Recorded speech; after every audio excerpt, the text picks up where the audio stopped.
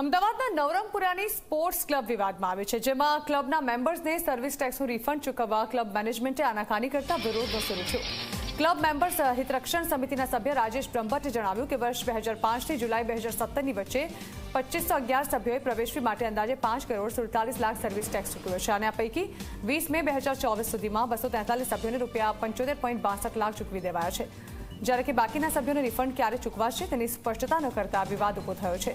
તો સામે sports ક્લબના vice president નૈનિશ મારફતિયાએ જણાવ્યું કે સરકાર તરફથી ક્લબને ₹9,67,00,000 વ્યાજ વિના મળ્યા છે, જેમાંથી ₹5,55,00,000 સભ્યોને ચૂકવાશે, જ્યારે કે બાકીના ₹4 કરોડ કરતાં વધારેની રકમ ક્લબના હિત અને વિકાસ કરવા માટે વાપરવાનો એજીએમમાં નિર્ણય કરાયો છે.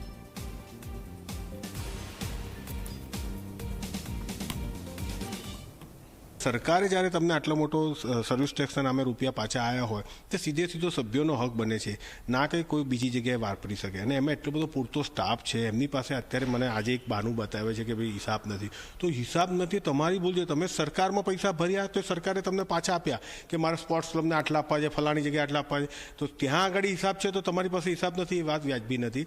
અથવા તો સરકાર પાસે બહુ બધી યોજનાઓ છે, તો આ રૂપિયા સરકારને પરત પાછા કરી દો કે આ પછી સભ્યોને આપી દો, અને વ્યાજ સાથેના છે રૂપિયા, એટલે વ્યાજ સાથે આપો, એવી મારી વિનંતી છે.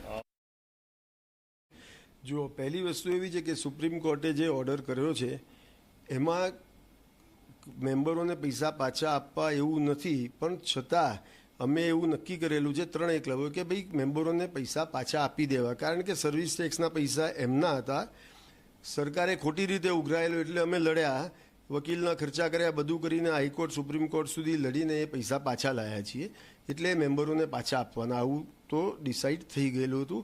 એના માટે અમે 2 ઓપિનિયન પણ લીધેલા, લીગલ ઓપિનિયન રિટાયર્ડ હાઈકોર્ટ જજના, અને એમના ઓપિનિયન હોવા છતાં પણ અમે એવું નક્કી કર્યું કે પૈસા પાછા આપી દેવા. કોઈએ ચા પીધી હોય ને એનો 25 પૈસા સર્વિસ ટેક્સ થયો હોય, કે કોઈ નાસ્તો કર્યો ને 1 રૂપિયો થયો હોય, આ 2005થી 17 સુધીનું ગણવાનું કામ બહુ ડિફિકલ્ટ છે. હવે આ ડિસિઝન અમે બોર્ડ પણ ના લઈ શકીએ, એટલે અમે શું કર્યું કે મેમ્બરોની એન્યુઅલ જનરલ મિટિંગમાં આ મુદ્દો મૂક્યો કે ભાઈ આ પૈસા આ રીતે આવ્યા છે, એનું રિફંડ અંગેનું શું કરવું.